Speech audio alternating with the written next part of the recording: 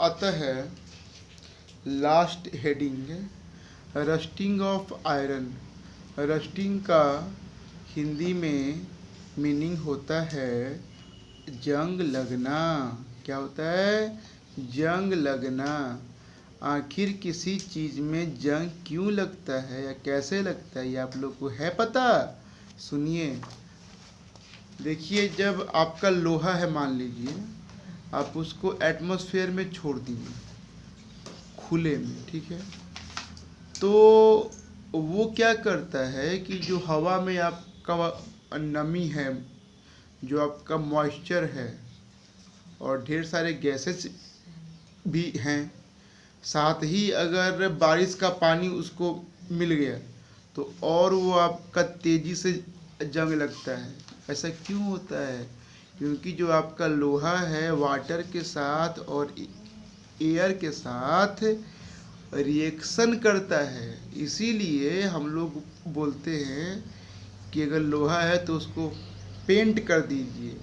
इससे क्या होता है कि लोहे और एटमॉस्फेयर के बीच में एक पेंट का लेयर बन जाता है। इसीलिए हम लोग लोहे के आइटम्स को तो पेंट करते हैं ताकि जंग ना लगे। ठीक है, समझे ना बच्चों? अब आपका बुक में आता है रस्टिंग ऑफ आयरन। इसमें आपका लिखा हुआ है you must be familiar with the rusting of iron when iron objects are left expose to moisture air a substance which with a brown flaky layer is observed on this surface. This brown flaky layer of hydrated iron oxide, it is called rust. जब हम लोग किसी भी लोहा के object को atmosphere में खुला में छोड़ देते हैं तो वो आपका मॉइस्चर और गर्मी और वाटर और एयर के कांटेक्ट में आके एक आपका ब्राउन लेयर बनाता है उसके ऊपर। It is called rust and this process is called rusting of iron. ठीक है, iron is an important metal. Iron एक आवश्यक आपका धातु है। It is use in making bridges, cars, ships, trucks, gates, benches and many things.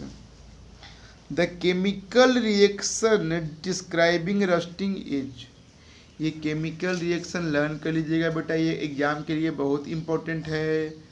प्यूजी इसको learn कर लीजिएगा।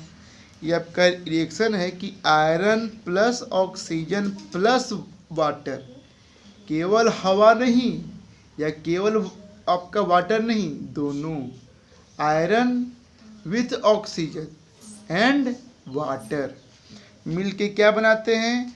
Hydrated iron oxide. क्या बनाते हैं? Hydrated iron oxide and it is called rust. अगर कोई पूछे कि रस्ट क्या है तो it is hydrated iron oxide.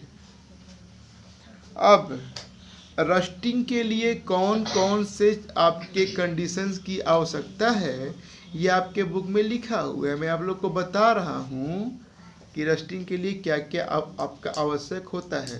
तो आपका नंबर फर्स्ट है प्रेजेंस ऑफ ऑक्सीजन, हवा की उपलब्धता ऑक्सीजन गैस की। Number two presence of water, पानी भी आपका चाहिए। ये दो जब है तभी आपका होगा। अब जंग से बचने के लिए, ये आपका जंग मतलब वो इतनी नहीं, युद्ध नहीं है ये। जंग मतलब जो आपका लोहा में जंग लगता है वो, उससे बचने के लिए क्या क्या उपाय हैं? तो आपका फर्स्ट है वाइलिंग एंड ग्रीसिंग। आप देखे होंगे कि आप लोग अपने साइकिल्स में, गेट्स के आपके कुंडियों में या कोई भी ऐसा चीज़, गाड़ियों में आप लोग तो ना ग्रीस लगाते हैं या उसमें तेल डालते हैं, जैसे आपका सिलाई मशीन का तेल। तो वो क्यों डालते हैं? ताकि उसमें आपका जंग ना लगे। सेकंड है पेंटिंग। आप लोग देखेंगे कि जितना भी लोहा का गेट है, दरवाज़ा है, ग्रिल है, गाटर है, फैन है, सबको हम आपका तो क्या तो करते हैं? पेंट करते हैं। इससे क्या फ़ायदा होता है कि वो जो आपका मटेरियल है वो अच्छा रहता है और उसमें आपका जंग नहीं लगता है। ठीक है। अगला क्या आता है, गैल्वेनाइजिंग। अब ये गैल्वेनाइजिंग क्या होता है ये मैं आपको डिटेल में बताता हूँ कि अगर आयरन मेटल के ऊपर जिंक का एक लेयर आपका लगा दिया जाए तो इट इज़ कॉल्ड गैल्वेनाइजिंग, और इससे भी आपका जंग नहीं लगता है। जितना आप लोग देखते हैं ना स्टील का रेलिंग, वो सब आपका स्टील नहीं है, वो आपका आयरन का ही है, लेकिन उसके ऊपर आपका जिंक का लेयर है, इसीलिए वो आपका शाइन तो करता है लाइक स्टील, लेकिन वो आपका स्टील होता नहीं है। ठीक है। चौथा क्या है, इलेक्ट्रोप्लेटिंग। ये भी आपका गैल्वेनाइजिंग के जैसा ही होता है। पांचवा क्या है, अलॉइंग। जो आप लोग के मन में डाउट था कि लोहा और स्टील में क्या अंतर है, तो वो देखिए अलॉइंग में है। Certain metals can be made corrosion resistant when alloyed with other metals. कुछ मेटल्स ऐसे होते हैं कि उनको अलग अलग मेटल्स के साथ अलॉय बना दीजिए तो फिर उसमें आपका जंग नहीं लगता है। As per example stainless steel. ठीक है। ये कैसे बनता है, तो आयरन, निकेल और क्रोमियम को मिलाने से बनता है। आयरन, निकेल और क्रोमियम को मिलाने से बनता है। क्या बनता है, स्टील। वो केवल आपका आयरन नहीं है। ठीक है। जब छठवा आता है आपका tinning. Tinning is use for making containers, utensils, brass, copper, etc। इसको आप भी तो बना के उसको रस्टिंग से बचा सकते हैं। उसके बाद जो आपका लास्ट हेडिंग है लेसन नंबर आपके 6 का, it is crystallization. Crystallization is the process of obtaining large crystals of pure substance from a saturated solution. This method is used to obtain crystal of pure salt from seawater. Seawater contains large amount of salt dissolved in it. To obtain salt crystals from seawater, the seawater is collected in shallow pits along the sea coast.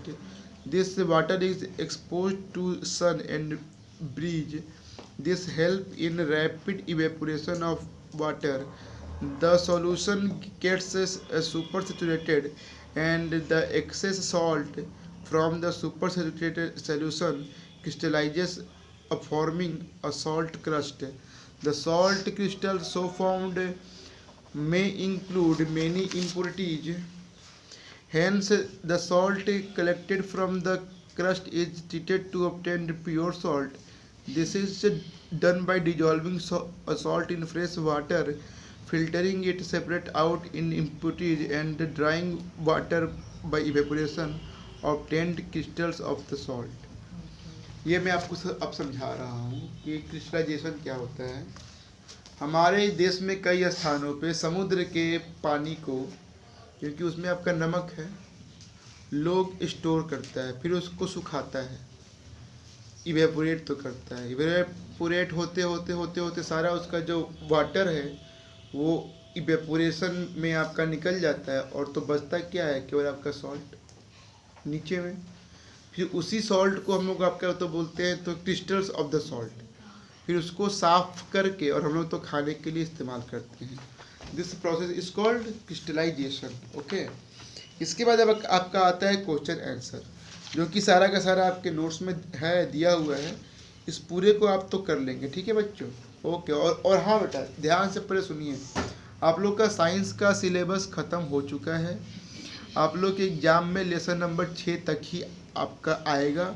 इस बात को दिमाग में set तो कर लीजिए। Thank you बच्चों।